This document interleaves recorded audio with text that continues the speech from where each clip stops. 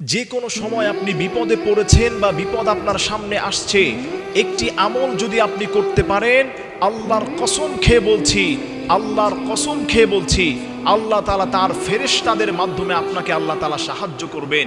এটা আমার কথা নয়, 1450 বছর পূর্বে বিশ্বনবী সাল্লাল্লাহু আলাইহি ওয়াসাল্লাম বলে গিয়েছেন, যেই বান্দা বিপদে মুসিবতে পড়া অবস্থায় বা যে কোনো কাজে যাবে, যদি ঝামেলা হওয়ার আশঙ্কা থাকে, আল্লাহ তাআলা তাকে ঝামেলা মুক্ত করে দিবেন এবং আল্লাহর ফেরেশতারা স্বয়ং ওই বান্দাকে সাহায্য করবেন। সুবহানাল্লাহ পড়েন।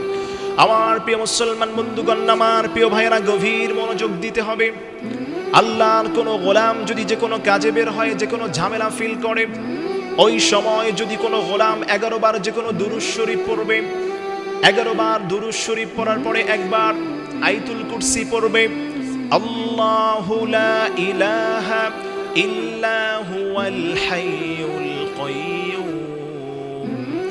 যদি কোনো বান্দা এই আয়াতুল কুরসি পড়ে, এই আয়াতুল কুরসি পড়ার পরে আবারও যে কোনো 11 বার দুরূদ শরীফ পড়বে, তাহলে প্রিয় ভাইরা, প্রথমে যে কোনো 11 বার দুরূদ শরীফ পড়বেন, এরপরে একবার আয়াতুল কুরসি পড়বেন, আবার আপনি 11 বার যে কোনো দুরূদ শরীফ পড়বেন।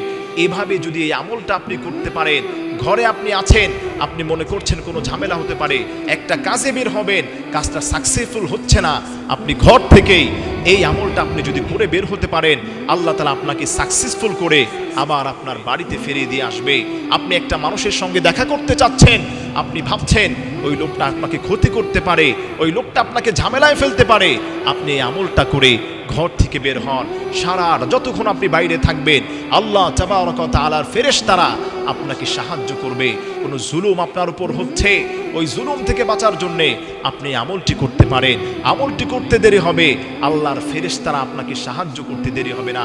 এজন্য আমার প্রিয় ভাই, আমি আবারও রিপোর্ট করছি, আপনি আমলটা কিভাবে পড়বেন, যে কোনো 11 বার আপনি দুরূদ শরীফ পড়বেন সাল্লাল্লাহু আলাইহি ওয়াসাল্লাম, এভাবেও পড়তে পারেন, হাতে গুনে গুনে 11 বার দুরূদ শরীফ পড়বেন, এরপরে একবার আয়াতুল কুরসি পড়বেন, আল্লাহু লা ইলাহা ইল্লা হুয়াল হাইয়ুল কাইয়্যুম।